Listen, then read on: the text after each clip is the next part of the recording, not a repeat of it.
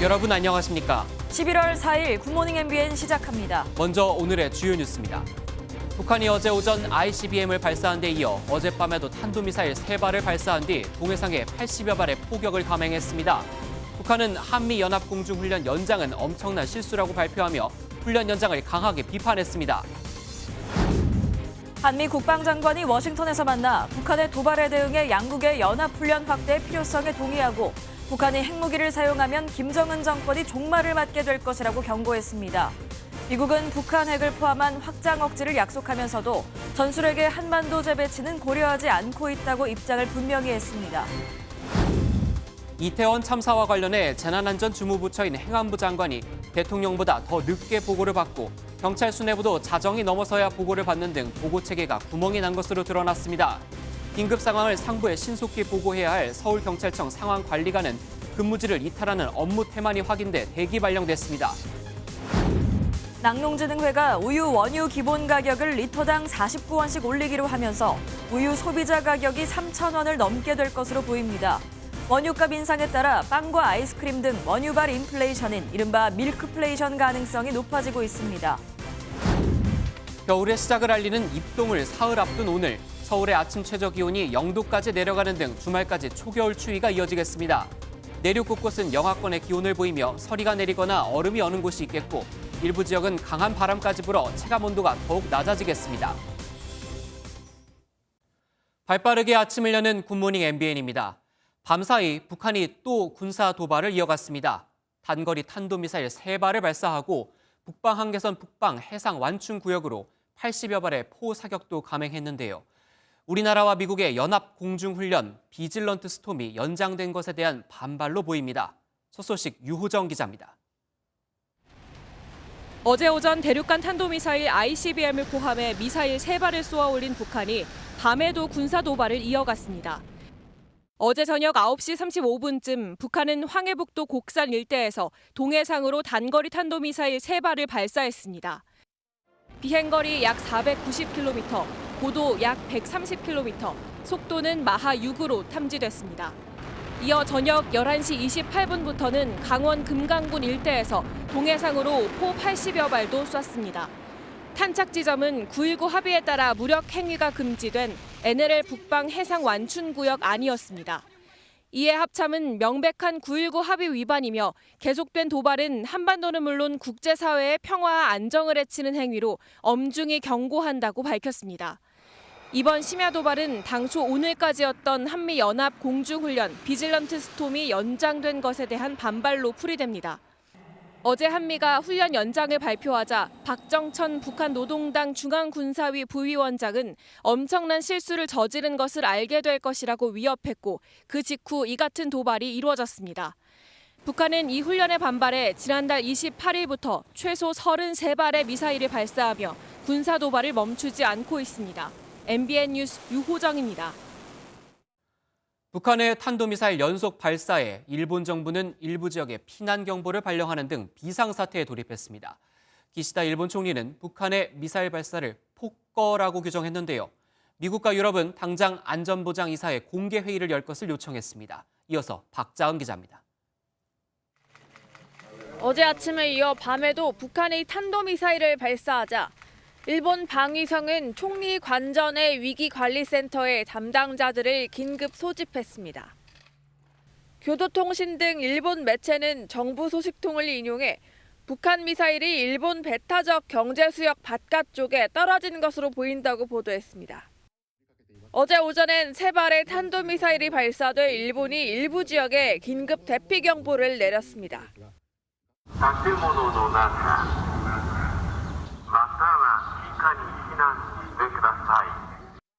북한의 미사일이 일본 상공을 통과하진 않은 것으로 확인되면서 경보는 20분 만에 해제됐지만 신칸센 열차와 항공기 운항이 일시 중단됐습니다. やっぱり怖いですね、本当に単純に。 기시다 후미오 총리는 북한의 미사일 발사를 폭거라고 규정했고 連日続く弾道ミサイルの発射、これは暴挙であり、決して許されるものではないと考えています。 중국 베이징 대사관을 통해 북한에 엄중히 항의했다고 밝혔습니다. 이런 가운데 미국과 유럽을 중심으로 한 유엔 안보리 이사국들은 북한의 무력 도발을 경고하고자 현지 시간으로 오늘 안보리 공개회의 개시를 요청했습니다. 탄도미사일 발사는 안보리 제재 결의 위반에 해당됩니다. 북한이 한미연합 공중훈련인 비질런트 스톰 기간 총 6발의 탄도미사일을 발사한 것은 매우 이례적인 만큼 강력한 안보리 제재가 촉구될 것으로 보입니다. MBN 뉴스 박재환입니다. 한미 국방장관이 워싱턴에서 한미 안보 협의 회의를 열고 북한의 도발에 대한 강력 대응 방안을 논의했습니다. 회담 이후 양국 장관은 북한이 핵무기를 쓰면 김정은 정권은 종말을 맞게 될 것이라고 강조했습니다. 워싱턴에서 최중락 특파원입니다. 북한의 대륙간 탄도미사일 발사 이후 7차 핵실험 가능성이 커진 가운데 열린 한미 안보협의회의. 이종섭 국방부 장관은 북한이 핵무기를 사용하면 김정은 정권이 종말을 맞게 될 것이라고 강조했습니다. 만약 북한이 핵을 사용한다면 동맹의 압도적이고 결정적인 대응에 의해 김정은 정권은 종말을 맞게 될 것임을 확인하였습니다. 오스틴 국방장관도 북한의 대륙간 탄도미사일 발사에 대해서는 매우 불행한 일이라고 비판하고 핵을 포함한 확장 억제 약속을 재확인했습니다. Is ironclad. The United States remains fully committed to the defense of the ROK, and our extended deterrence commitment is firm. It includes a full range of our nuclear, conventional, and missile defense capabilities. 그러나 미국 전술핵의 한반도 재배치 문제에 대해서는 고려하지 않고 있다며 분명하게 입장을 정리했습니다. 한반도 비핵화 정책에 대해서는 변함이 없습니다. 그리고 전술핵 재배치를 고려하고 있지는 않습니다. 대신 한반도와 주변의 미 전략 자산을 상시 배치 효과가 있도록 운영하면서 북한의 어떠한 도발에도 대응해 나가기로 했습니다. 핵을 배치하는 것보다는 이를 억제하는 한미 동맹 능력을 강화하는 방안에 초점을 맞추겠다는 뜻으로 풀이됩니다. 북한의 미사일 위협이 점점 고도화되면서 한미 국방장관은 북한의 핵사용 모든 시나리오에 대해 대응 방안을 마련할 예정입니다. 워싱턴에서 MBN 뉴스 최중락입니다. 이런 가운데 공군이 그제 개최한 사격대회에서 중거리 유도무기 천궁이 비행 중 폭발하는 일이 발생했습니다. 패트리엇 미사일은 발사하기 전에 오류가 포착돼 아예 못 쏘기까지 했는데 북한발 미사일에 방어하는 이른바 한국형 삼축 체계에 허점이 드러난 게 아니냐는 우려가 제기됩니다. 전민석 기자입니다. 공군은 그제 충남 보령에서 유도탄 사격대회를 열었습니다. 기량을 점검하고 전투력 향상을 위해 연 대회였지만 발사 실패가 잇따랐습니다. 중거리 유도무기 천궁 실사격 과정에서 한 발은 약 10초간 25km 정도를 날아간 뒤 공중에서 폭발했습니다. 군 관계자는 레이더와 유도탄 간 신호 불량으로 자폭 처리됐다며 요격 미사일은 교신이 불안정한 상태로 특정 시간이 지나면 공중에서 폭파하게 돼 있다고 발사 실패 원인을 설명했습니다.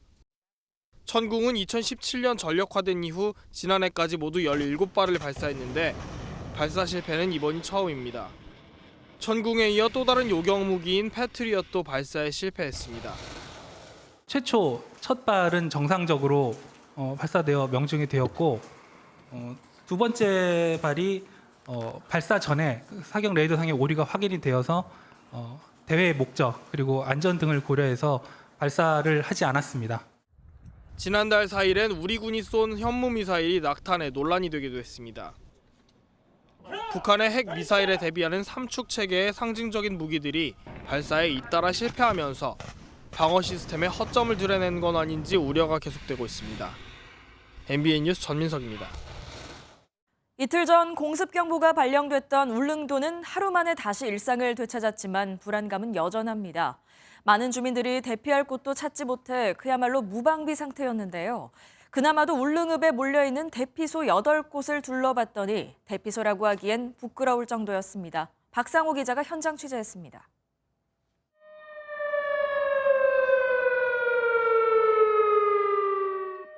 공습 경보와 함께 대피 명령이 내려져도 주민들 대부분은 대피소로 달려가지 않고 집에 머물렀습니다. 전부 다 집에 있었지만 이 사람도 집에 있고 저 사람도 집에 있고. 집에서 안 나왔지 뭐요. 지하 갈 데가 없어가지고. 예. 울릉군에 있는 지하 대피소는 모두 8곳. 수용 가능 인원은 3,170명으로 전체 인구의 35% 수준에 불과합니다. 이곳은 울릉군청 지하 대피소입니다. 보시는 것처럼 기계실과 예비군 소대 사무실이 있는데요. 장소가 워낙 좁은 데다 안에는 각종 장비들이 놓여 있다 보니 200여 명 공무원들조차 다 수용하기 힘들 정도입니다. 울릉군에서 가장 규모가 큰 보건의료원 대피소로 가봤습니다. 1,200여 명을 수용할 수 있다고 했지만 들어가 보니 장례식장이었고 수용 인원도 터무니없이 부풀려진 상태였습니다. 만약에 영안실에 돌아가신 분이 또 계시면 오지도 못한다 했겠네요. 다른 대피소도 사정은 마찬가지. 대부분 창고나 기계실로 쓰였는데 아예 입구가 막혀 있거나 천정이 낮아 허리를 펴기 어려운 곳도 있었습니다. 이곳은 지하 대피소로 지정된 울릉도의 한 공용 주차장입니다. 그런데 말로만 지하일 뿐 도로와 인접해 있는 지상 대피소나 마찬가지입니다. 더 큰 문제는 대피소 8곳이 모두 울릉읍에만 있다는 건데 나머지 서면과 북면에는 섬의 특성상 지하로 된 건물조차 찾아보기 어렵습니다. 지하라는 개념은 아예 없는 곳이 더 많죠. 나중에 이제 이런 일이 또 벌어진다면은 그때 또 이런 상황이 마찬가지예요.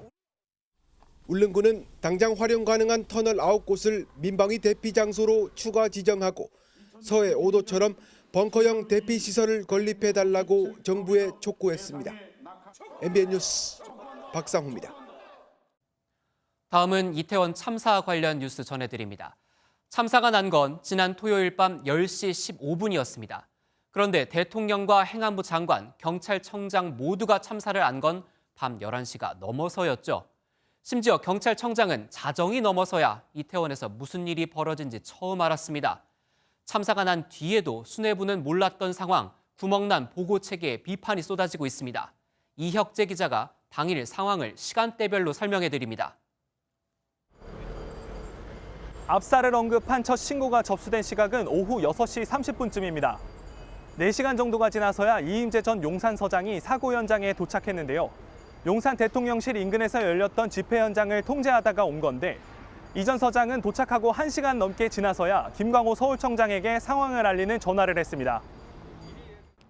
소방에 처음 구조 신고가 들어온 건 밤 10시 15분, 30분 정도 뒤 대응 1단계가 발령됐습니다.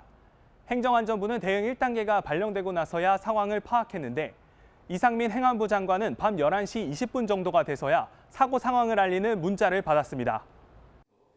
소방청이 대통령실에 보고하고 밤 11시쯤 윤석열 대통령이 사고 내용을 파악하게 되는데 이마저도 1시간가량 지난 시점입니다. 행안부 장관은 그보다도 늦게 인지한 건데 경찰 수뇌부 상황은 더 심각했습니다. 김광호 서울경찰청장은 이 전 서장이 걸어온 첫 번째 전화를 받지 못했고 두 번째 전화를 받고 나서야 참사 사실을 알게 됐습니다. 김 청장은 자택에 있다가 택시를 타고 이동하면서 지시를 내리기 시작했는데 사고 현장에 도착한 시각은 밤 12시 25분입니다. 윤익은 경찰청장이 서울청으로부터 상황 보고를 받은 시간은 자정쯤인데요. 경찰청 상황일 담당관이 알리면서 윤 청장에게 보고가 들어갔는데 이는 참사가 발생한 뒤 약 2시간 만입니다. 경찰청은 그제서야 서울청과 소통하며 가용 인력 동원을 지시했습니다. 현장에선 한 생명이라도 더 살리기 위해 고군분투하는 동안 정작 재난 상황을 지휘했어야 할 수뇌부들의 구멍난 보고체계까지 이번 사고는 총체적 참사나 다름없었습니다. MBN 뉴스 이혁재입니다. 네, 전해드린 것처럼 이상민 행정안전부 장관이 이태원 참사를 알게 된 시간은 오후 11시 20분 전후입니다. 경찰과 소방을 모두 총괄하는 주무장관이 대통령보다 늦게 안 건데요. 도대체 왜 이랬나 살펴보니 이 또한 보고체계 때문이었습니다. 이어서 강세현 기자입니다. 이상민 행정안전부 장관이 이태원 압사 사고를 처음 파악한 시간은 오후 11시 20분. 소방 신고가 접수되고 무려 1시간 5분이 지난 뒤였습니다. 10시 48분, 소방당국이 행안부 상황실에 사고를 알렸지만 곧바로 장관에게 보고되지 않은 겁니다. 재난 상황 전파 체계에 따르면 상황 1단계의 소방국장과 과장만 보고를 받고 2단계가 돼야 장관 비서실에 상황이 전달됩니다. 사고 당일에도 2단계가 발령된 뒤에야 비서관이 상황을 알게 되고 이를 이 장관에게 알리며 전파가 늦어졌습니다. 장관에게 바로 보고되는 건 3단계부터인데 만약 비서관이 장관에게 사고를 알리지 않았다면 보고가 더 늦어질 수 있었던 겁니다. 단계별로 정보 전달을 하는 과정에서 장관님은 이제 2단계 이후에 그렇게 이제 보고가 되는 상황 이런 걸. 반면 대통령실은 행안부보다 늦은 10시 53분에 소방으로부터 보고를 받고 11시 1분에 윤석열 대통령에게 상황을 알렸습니다. 보고가 늦었다는 지적에 이 장관은 직접적인 입장 표명을 피했습니다. 고인들을 추도하고 유족들을 위로하고 병상에 계신 분들을 빠른 쾌유하실 수 있도록 도와드리고 그것이 일단 급선무 같고요. 행안부는 112 신고를 공유하는 시스템 구축을 포함해 전파 체계의 개선이 필요한 부분이 없는지 검토하겠다고 밝혔습니다. MBN 뉴스 강세현입니다. 지난 토요일 밤 이태원에서 절규에 가까운 신고 전화가 빗발치는 때 112 상황실 총괄 담당자는 상황실을 비웠던 사실이 드러났습니다. 경찰은 부실 대응에 책임을 물어 사고 당일 서울경찰청 상황관리관을 대기 발령하고 수사 의뢰했습니다. 장동건 기자가 보도합니다. 참사 당일 서울경찰청 112 상황실 당직 총괄격인 상황관리관은 류미진 총경이었습니다.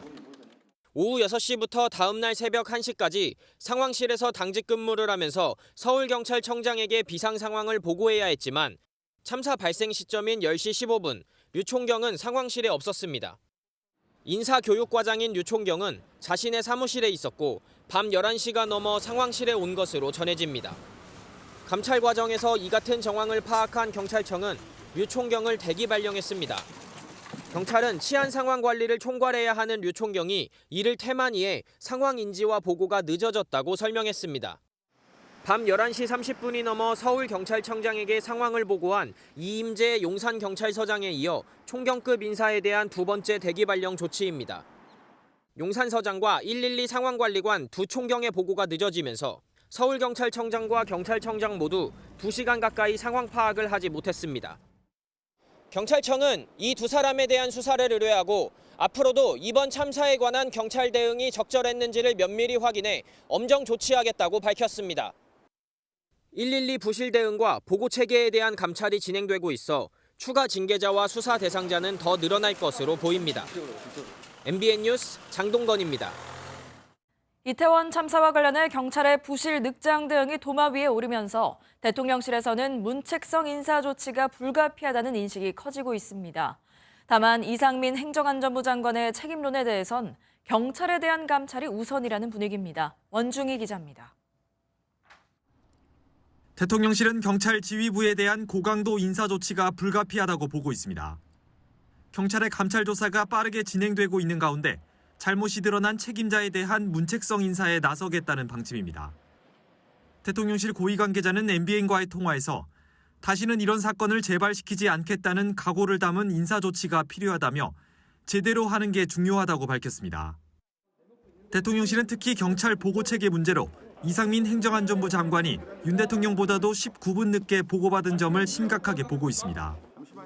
때문에 정치권에서 불거진 이상민 장관 책임론보다는 경찰에 대한 감찰과 후속 대책 마련이 우선이라는 입장입니다. 윤 대통령은 우리 사회 전반에 안전 저해 요소를 하나하나 제대로 짚어 확실하게 고쳐나가는 안전한 대한민국을 세우는. 윤 대통령은 나흘째 이태원 참사 사망자 합동 분향소를 조문했습니다. 이상민 장관은 국무위원 가운데 유일하게 이틀째 조문에 동행했는데 이 장관에 대한 윤 대통령의 신임을 드러낸 것 아니냐는 해석이 나옵니다. 대통령실은 이에 대해 행정안전부가 재난안전사고의 주무부처라며 그 이상 그 이하 의미도 없다고 밝혔습니다. MBN 뉴스 원중입니다. 더불어민주당은 이태원 참사와 관련해 국정조사를 추진하겠다며 정부 여당에 대한 공세 수위를 높였습니다. 정의당도 국정조사에 찬성의 뜻을 밝혔는데 앞서 진상규명에 동의했던 국민의힘은 검수완박법 개정이 먼저라고 맞받았습니다. 이병주 기자입니다. 더불어민주당이 이태원 참사 진상규명을 위해 국정조사를 추진하기로 했습니다. 신속한 규명을 위해 다음 주 본회의에서 국정조사 요구서를 처리한다는 방침입니다. 안일한 경찰 인력 배치, 112 신고 부실 대응, 늑장 보고, 민간 사찰 등 지금까지 나온 의혹만으로도 사유는 차고 넘칩니다. 국민의힘에서 제안한 여야정 사고조사위원회 구성에는 조사 대상이 조사에 참여할 수 없다며 확실한 반대 의견을 밝혔습니다. 정의당도 국정조사 제안에 적극 호응했습니다. 가장 확실한 애도는 철저한 진상규명이라며 국민의힘을 향해 국정조사에 협조하라고 압박했습니다. 국민의힘은 일단 진행되고 있는 수사 상황을 보겠다고 했습니다. 범위라든지 시기라든지 그다음에 수사가 진행되고 있는 상황, 또 긴급 현안 질의가 있는 상황 이런 것들 때문에 저희들이 수용 여부나 시기 범위에 대한 검토가 필요하다는 것이죠. 다만 정진석 비대위원장은 민주당이 입법 독재로 통과시킨 이른바 검수완박법으로 검찰이 이태원 사고를 수사할 수 없다며 국정조사보다 검수완박법 개정이 먼저라고 반격했습니다. 민주당은 국민의힘이 반대해도 국정조사를 강행할 뜻을 내비친 가운데 대통령실은 경찰 셀프 수사에 의혹이 남는다면 다른 방안도 고민하겠다고 밝혔습니다. MBN 뉴스 이병주입니다. 국회 행정안전위원회가 오는 7일 이태원 압사 참사와 관련해 주무부처인 행정안전부와 경찰청, 소방청을 상대로 현안 질의에 나섭니다. 이번 회의에는 이상민 행정안전부 장관과 윤익은 경찰청장, 남화영 소방청장 직무대리가 참석합니다. 야당은 참사 발생 원인을 두고 이 장관과 윤 청장에게 책임을 묻는 동시에 사퇴를 요구할 것으로 보입니다. 이태원 참사는 폭이 4m도 채 되지 않는 좁은 골목에서 벌어졌죠. 그런데 서울시 산하 연구기관이 이미 지난해에 폭 4m 미만의 좁은 골목은 신속한 재난 대응이 어렵다는 보고서를 작성한 것으로 확인됐습니다. 보고서는 서울시에 제출됐지만 정책 반영 없이 그냥 보고에만 그쳤습니다. 민경영 기자가 단독 보도합니다. 폭이 3.2m에 불과한 좁은 골목에 순식간에 인파가 몰리면서 시작된 이태원 참사. 그런데 이런 골목은 서울에 얼마나 더 있는 걸까? 서울시 산하 연구기관 서울연구원이 지난해 7월 발행한 보고서입니다. 폭 12m 미만 생활도로의 관리 실태를 연구한 건데 특별히 폭이 4m 미만인 골목을 구분해 그 현황을 분석했습니다. 관광지 한 복판에 위치해 많은 사람들이 찾는 이 골목은 폭이 고작 3.8m에 불과합니다. 보고서에 따르면 폭이 4m가 되지 않는 이런 좁은 골목은 서울 시내 전체 도로 중 23%를 차지합니다. 강남보다는 구시가지가 많은 강북에 많았는데 참사가 일어난 용산구 역시 전체 도로 대비 비율이 30%에 달했습니다. 보고서는 폭 4m 미만 도로는 신속한 재난 대응이 어렵다며 우선 대처해야 할 위험 요소로 꼽았습니다. 이태원 참사의 직접적인 원인인 경사진 도로에 대해서도 미끄럼 방지 포장 등을 통해 개선해야 한다고 지적했습니다. 결국 이런 좁은 도로의 관리를 위해선 각 자치구가 종합적인 정비 사업에 나서야 한다고 결론을 내립니다. 해당 보고서는 서울시 안전총괄실에 제출됐지만 좁은 골목길은 전혀 개선되지 않았습니다. 과제랑 부서랑 좀 관련이 있다. 이렇게 해서 중간에 협의도 하고 끝나면은 그 부서에다가 보고서 몇 번 갖다 주고 꼭 그렇지는 않습니다. 연구랑 이게 행정이랑은 또 딱 맞는 건 아니라. 서울연구원은 2016년과 2020년에도 압사 사고가 새로운 유형의 위험으로 예상된다는 보고서를 냈지만 역시 작성에만 그쳤습니다. MBN 뉴스 민경영입니다. 이태원 참사 당일인 토요일엔 사람들이 몰렸다는 인파 신고가 쏟아졌는데 사고 전날인 금요일엔 이른바 불금임에도 단 한 건도 없었습니다. 토요일에 갑자기 신고가 폭증한 거죠. 이쯤 되면 경찰도 위험 신호를 감지했어야 했던 건 아닌지 아쉬움이 남습니다. 표선호 기자가 보도합니다. 참사 당일 첫 번째 신고는 이곳에서 시작됐습니다. 이 좁은 골목에 사람들이 엉켜서 압사당할 것 같다는 내용이었습니다. 약 2시간이 지난 오후 8시 9분, 맞은편에선 사람들이 다쳐 단속이 필요하다는 두 번째 신고가 들어왔습니다.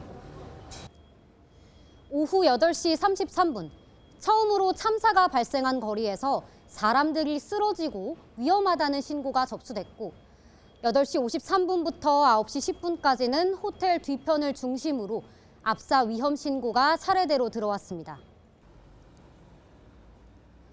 9시 51분과 10시, 시민들은 빨리 좀 와달라며 다시 한번 경찰을 찾았고 사고 발생 4분 전 10시 11분, 이곳에서 마지막 비명 소리와 함께 신고가 끝이 났습니다.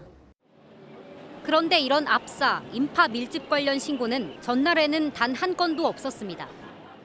경찰은 소음과 교통 관련 신고는 10건 있었지만 인파나 안전사고 우려는 없었다고 설명했습니다. 헬로윈 이틀째인 토요일 밤, 단 하루 만에 압사 신고가 폭증했단 겁니다. 하지만 전날 이태원을 방문했던 시민들과 인근 상인들은 인파가 적었던 건 아니라고 말했습니다. 수면은 뭐 많았었죠. 근데 구매를 너무 많아서 지금 당황했죠. 특히 차놀이 하듯이 이동하고 그것도 좀 안 돼가지고 나중에는 좀 일행들이랑 흩어지고. 결국 사건 당일 처음으로 들어온 압사 위험 신고에 경찰이 더 기민하게 대응했어야 한다는 비판이 나오고 있습니다.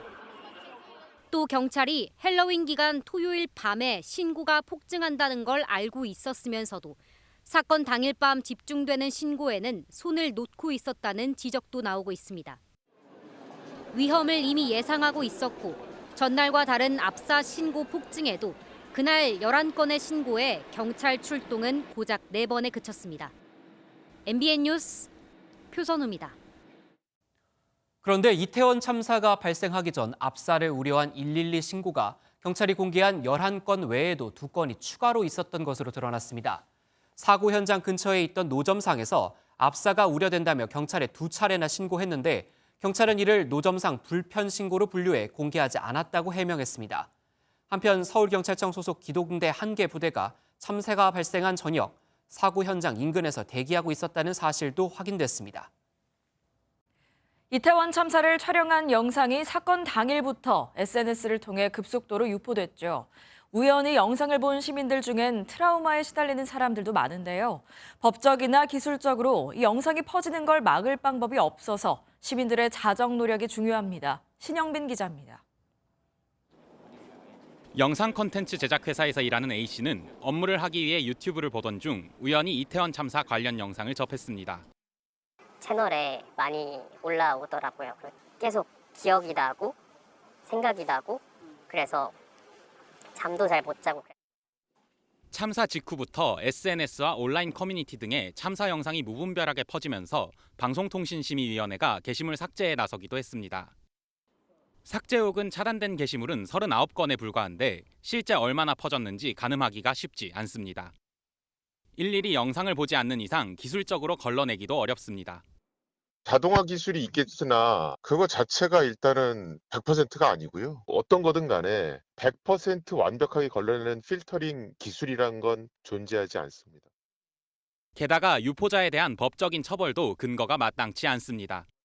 명예를 실추할 만한 어떤 표현을 한다든지 모욕적인 표현을 한다든지 그냥 영상이나 사진만 유포한 경우에는 처벌을 하기는 조금 어려울 것 같습니다.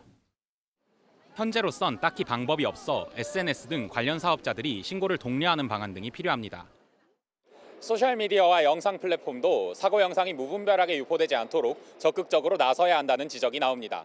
MBN 뉴스 신영빈입니다. 윤석열 대통령은 이태원 압사 사고 사망자 유가족과 부상자를 돕기 위해 이태원 사고 원스톱 통합 지원센터 개설을 지시했습니다. 지원센터는 사망자 장례와 부상자 치료, 구호금 지급, 심리치료와 같은 조치가 한자리에서 이루어지도록 할 예정입니다. 국가 트라우마 센터는 유가족과 부상자, 목격자, 현장 대응 인력뿐 아니라 심리적 스트레스를 겪는 일반 국민에게도 서비스를 확대하기로 했습니다. 경북 봉화광산에 고립된 작업자를 찾기 위해 구멍을 뚫고 내시경 장비를 내려보내 대화를 시도했지만 별다른 반응이 없었습니다. 구조당국은 정확한 매몰 지점을 찾기 위해 다른 곳에도 여러 개 구멍을 뚫고 있습니다. 심우영 기자입니다. 지하 170m 아래로 내시경 장비가 빠르게 내려가자 시커먼 갱도가 모습을 드러냅니다. 카메라가 회전하며 주위를 천천히 살피자 좁지만 사람이 움직일 수 있는 공간과 지하수가 보입니다. 하지만 애타게 찾는 작업자들의 모습은 포착되지 않았습니다. 시추기 2대가 작업자 매몰 추정 지점까지 구멍을 뚫는 데 성공했습니다. 직경 7cm 정도의 파이프가 연결된 건데 구조대는 내시경에 달린 스피커 겸 마이크로 고립된 작업자들과 대화를 시도했습니다. 만약에 불빛 있는 데 있다면 그 자리에 불빛 가까운데 가만히 있어주기 바랍니다. 음향 탐지기도 투입해 생존 신호를 확인했지만 아직 아무런 반응이 없는 상황. 실종자 가족들은 갱도에서 돌 부딪히는 소리를 들은 것 같다고 말합니다. 지감이 단단한 이렇게 그런 소리가 났었는데 그게 이제 확실치는 않아요. 119 구조대 분들 대기하고 있던 분들한테도 한번 들어보라고 했었는데 그분들도 좀 확실히 다르다고. 구조당국은 갱도 내 정확한 매몰 지점을 몰라 시추기 11대를 동원해 구멍을 뚫고 있는데요. 작업자들을 직접 구조하기 위한 통로 확보 작업도 속도를 내고 있습니다. 고립된 장소까지 남은 거리는 20m. 구조당국은 오늘 중 통로를 끝까지 뚫어 생존 여부를 확인할 수 있을 것으로 기대하고 있습니다. MBN 뉴스 심호영입니다. 아파트형 건물에 입주한 공장들이 폐수를 하수구에 몰래 배출하다 적발됐습니다. 폐수 오염도를 측정했더니 중금속이 배출 허가 기준에 200배 가까이 검출된 곳도 있었습니다. 윤기란 기자가 보도합니다. 의료용품을 만드는 경기도 안양의 한 공장입니다. 딱 봐도 지저분한 내부에서 염산 등으로 약품 처리 작업을 해왔는데 개수대를 열어보니 납등이 포함된 폐수가 보입니다. 유해물질이 들어간 폐수는 제대로 된 배출 시설을 갖추고 따로 처리해야 하지만 그대로 건물 하수구로 흘러들어갔습니다. 흘러서 하수구 빠지게 돼 있네. 성남에서 반도체 부품을 만드는 한 공장 역시 부품을 깎는 작업 중에 나온 폐수를 건물 공공수역으로 몰래 버렸는데 오염도를 측정해보니 호흡기와 간 기능을 해칠 수 있는 중금속이 배출 허가 기준에 200배 가까이 검출됐습니다. 이제 특정수질 유해물질의 부위가 기준이 0.1인데 177배가 초과를 한 거예요. 경기도 특별사법경찰단이 9개 지자체의 지식산업센터에 입주해 있는 업체 14곳을 적발했습니다. 이들은 허가를 받지 않거나 신고 없이 폐수를 방류한 혐의를 받고 있습니다. 지식산업센터는 구 아파트형 공장으로 불렸는데 건물의 구조 특성상 외부에 쉽게 노출되지 않아서 환경범죄의 사각지대로 지식산업센터 같은 건물의 공공수역에 폐수를 버리면 최대 징역 3년이나 벌금 3천만 원의 처벌을 받을 수 있습니다. MBN 뉴스 윤기란입니다. 7명이 질식해 숨진 현대아울렛 대전점 화재와 관련해 김영종 현대백화점 사장 등 3명이 중대재해처벌법 위반 혐의로 입건됐습니다. 하청업체의 법 위반 사실이 확인되면서 안전관리와 감독 책임이 있는 원청인 현대백화점에 대해서도 중대재해처벌법이 적용될 방침입니다. 미국의 예상보다 강한 긴축 기조에 우리 금융시장은 크게 휘청거렸습니다.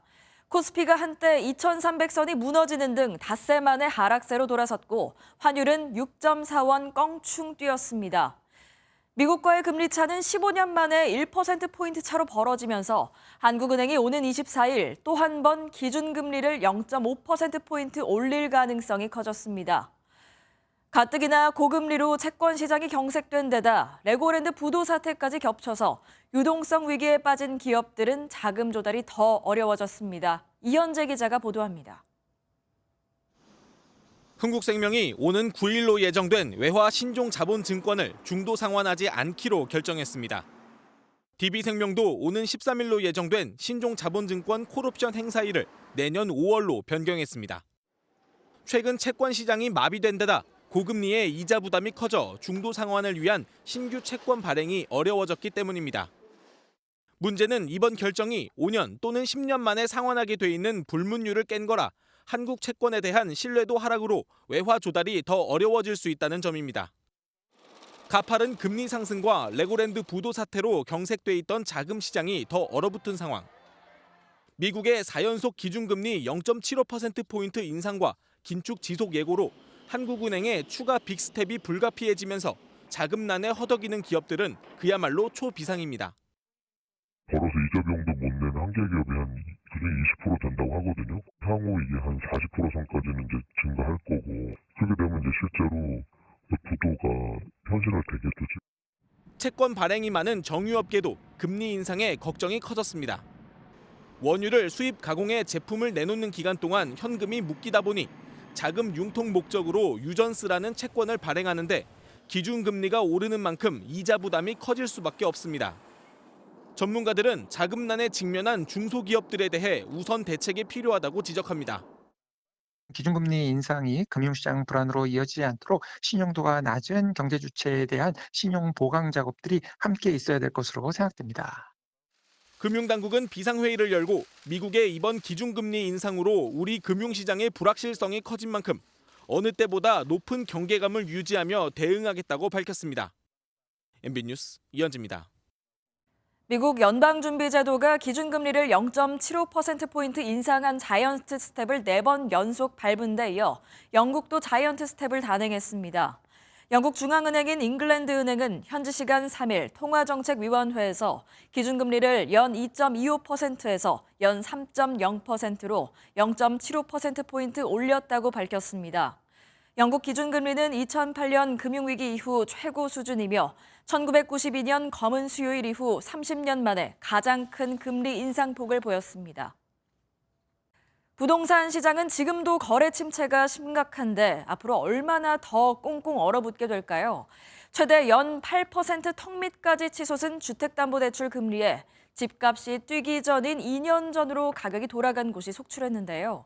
미국 연방준비제도가 금리를 또 올리면서 하락세가 더 가팔라질 거란 전망이 지배적입니다. 장명훈 기자가 취재했습니다. 서울 강남구의 대표 재건축 단지인 음마아파트입니다.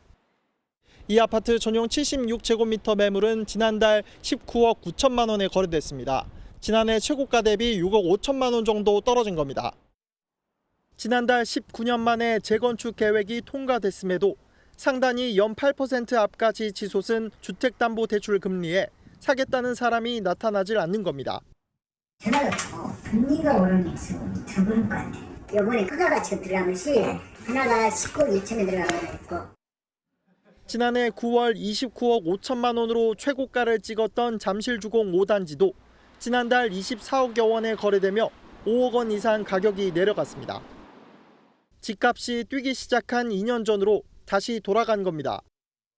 특히 하락폭이 최근 가팔라져 서울 아파트 값은 한 주 만에 0.34% 내리는 등 10년 4개월 만에 최대 하락폭을 기록했습니다. 문제는 지금이 시작이라는 전망이 지배적이라는 겁니다.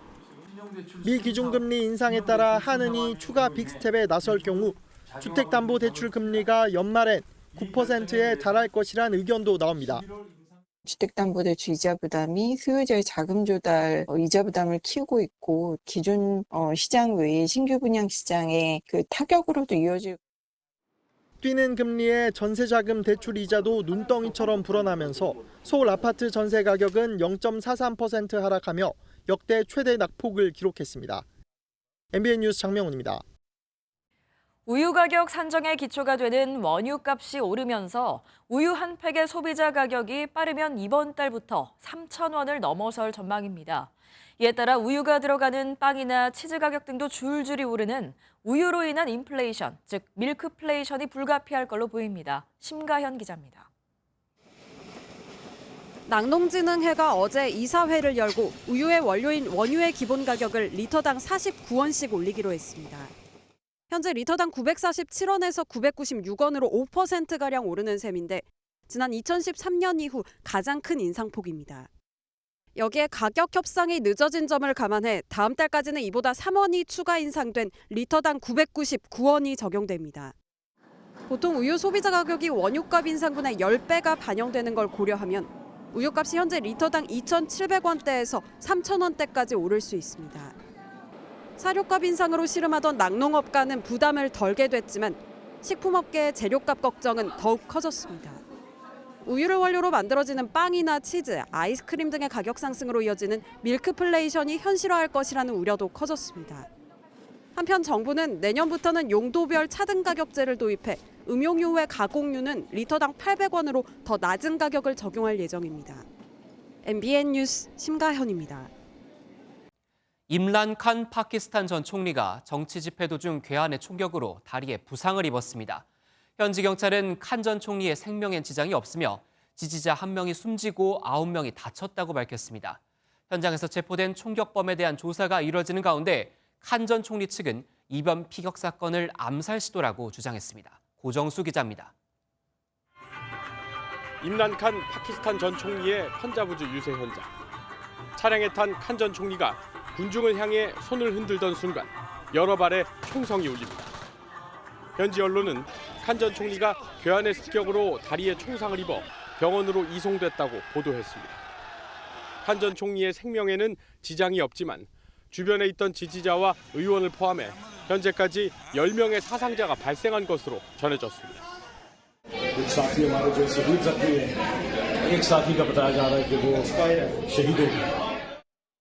칸 전 총리가 이끄는 파키스탄 정의운동은 이번 습격을 당 지도부 전체에 대한 암살 시도라고 주장하며 현지 경찰에 체포된 용의자 조사 영상을 공개하기도 했습니다. 파키스탄 경찰은 용의자의 신원과 범행 동기, 배후 등을 조사하고 있습니다. 2018년부터 지난 4월까지 집권한 칸 전 총리는 의회 불신임으로 물러난 뒤 미국 등 외부 세력에 축출당했다는 주장을 폈습니다. 최근에는 정권 퇴진과 조기 총선을 요구하며 대규모 집회를 이어왔습니다. MBN 뉴스 고정수입니다. 하루 사이 날씨가 급변했습니다. 기온이 큰 폭으로 떨어지면서 초겨울 추위가 찾아왔는데요. 속초 등 영동 북부 지역은 어제보다 10도가량 떨어지면서 한파주의보가 내려졌고요. 현재 철원이 영하 3.6도, 서울은 1.8도로 올가을 들어 가장 낮은 기온을 보이고 있습니다. 또 찬바람의 체감 추위는 이보다 더 심하니까요. 옷차림 든든하게 입고 나오셔야겠습니다. 낮 동안에도 기온이 크게 오르지 못하면서 종일 쌀쌀하겠습니다. 오늘 서울의 낮 기온 10도가 예상되고요. 추위는 일요일 아침까지 이어지다가 낮부터 차츰 누그러지겠습니다. 연일 맑은 날씨가 이어지면서 대기는 메말라가고 있습니다. 부산과 울산, 창원에는 건조주의보가 내려졌고요. 특보가 내려지지 않은 그 밖의 지역도 건조한 곳이 많습니다. 불조심하셔야겠습니다. 오늘 하늘 표정은 대체로 맑겠지만 울릉도, 독도는 밤까지 오락가락 비가 내리겠습니다. 또 서해안과 전남, 남해안, 제주에는 순간적으로 초속 20m 안팎의 강풍이 예상됩니다.